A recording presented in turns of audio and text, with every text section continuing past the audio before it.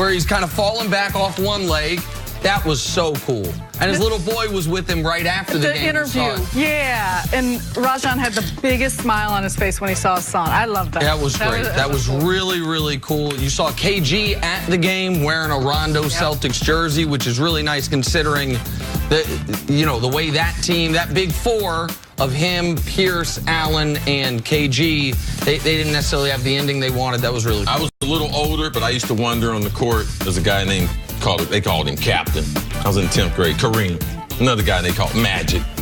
Pretty good days. I was a little older than that on the court, yeah. My brother used to say, hey, don't be out there shooting. Don't talk to Kareem. I'll be out there doing drills with him shooting. And the Lakers wanted to keep Butch, but they traded him to get this guy off their damn court. Screwed his whole time up, man. I got your back, Butch.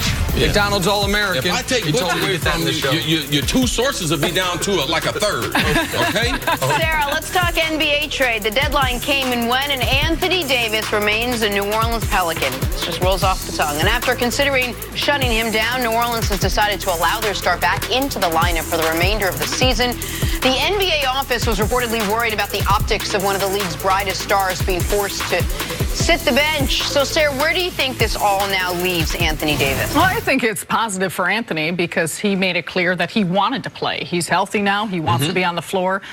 So for him individually, as a player, the last thing you want to do is be sitting on the bench watching a team play, despite the fact that he doesn't want to be in New Orleans for the long term, for the future. I think for New Orleans, it's a scary situation. I mean, they are expecting a big load to bring back for their suitor, whoever they find that they want to make that trade with. So, given some of the injury history of Davis, it's something that you need to keep an eye on. But for the respect of the game, the integrity of the game, for what it would have done, I'm glad that he'll be playing. And for Anthony Davis, he's in a tough situation. Because if you're an NBA player and you're a superstar, at some point you have to take control and direction of your career. Now, what's going on, there's a lot of people in the basketball world, they do not like it. There's a lot of people in the NBA office, general managers, teams, they don't like it. But this is the new normal. This is going to continue to happen because guys have seen you can be successful at it, even though you might not initially get sent to the same team. I just believe for Anthony Davis, I want him to stay in his routine. He's playing the best basketball of his career in the last year. Last year with DeMarcus Cousins, they lost him, and this year continued on that same arc. He still needs to continue to get better.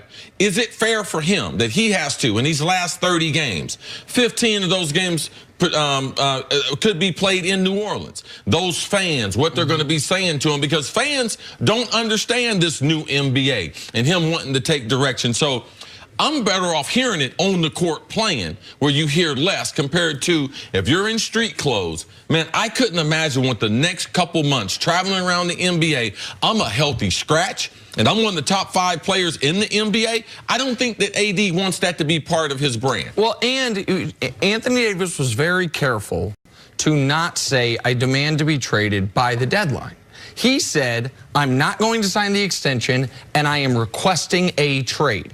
And he's been clear, if I'm not traded, I want to play. You can't be against tanking in the NBA and then criticize the Pelicans for playing him. But it is risky. It is risky, by the way, even if he's healthy. Because his trade stock, it's not like he can do more to improve his trade value. Then they should have traded him. If that's what they're worried about, then they should have traded him. Well, unless they think if they thought they could sit him and not play. How many real offers did they have? They couldn't trade with Boston. I mean, I feel like the fact that they couldn't trade with Boston until July. Right. The reason they didn't trade him was 2 names. Zion Williamson and Jason Tatum. They are holding out hope that the Knicks win the lottery, because the Knicks are the only team I feel that could win the lottery that maybe at a 14% at a 14% chance. Well, that's the roll of a dice almost. Like roll a die today when you get home or you're at home right now. See if you can guess it. That's about a 1 in 6 chance. 14% is really 1 in 7. So it's not great, but it's not impossible. It's not a 4% chance. But that's where, and the other name was Jason Tatum, that if he's available this summer. But speaking of a 4% chance, this is the other reason it's not great for the Pelicans. Right now they're in 9th place in the West, or 9th place in the 9th from the worst record in the NBA, pardon me. They have the 9th worst record in basketball. That would give them a 4.5% chance of getting Zion themselves, a 20% chance of getting a top 4 pick. But they're only a couple games better than the 6th worst team.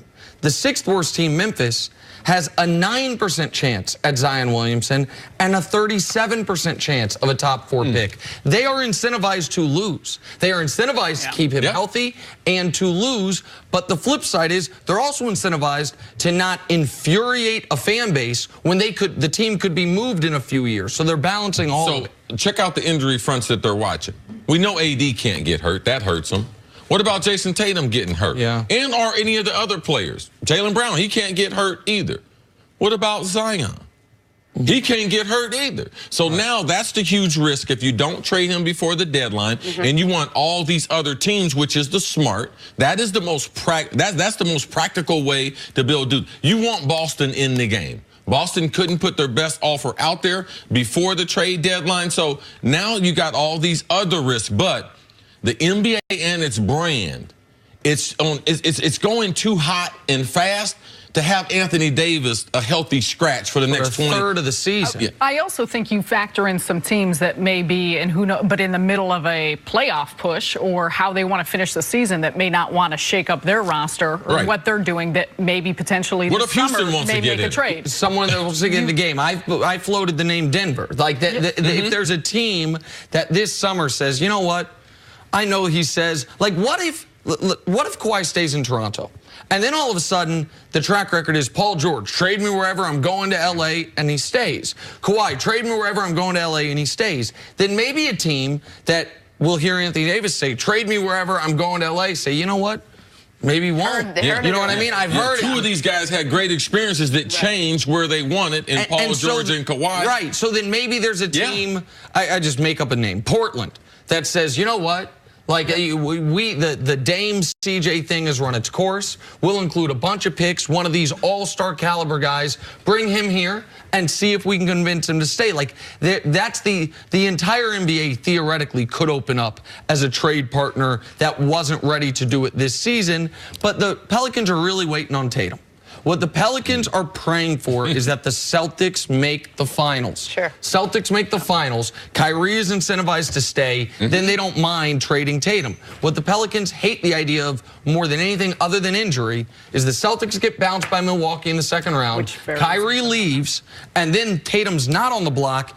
And then Dell Demps is going back to the Lakers saying, hey, man, you remember that offer? That's still available to me? That's the worst case And the next press conference is the one he gets fired. After that. But again, it's really not the Pelicans' decision where they sit him or not. The league is going to really push for him to play and not be a healthy scratch. I think the Pelicans would like to feel like they were involved with the league. Okay. You know, because the Pelicans, you can't take away their power because they also have a responsibility to those season ticket holders. Right.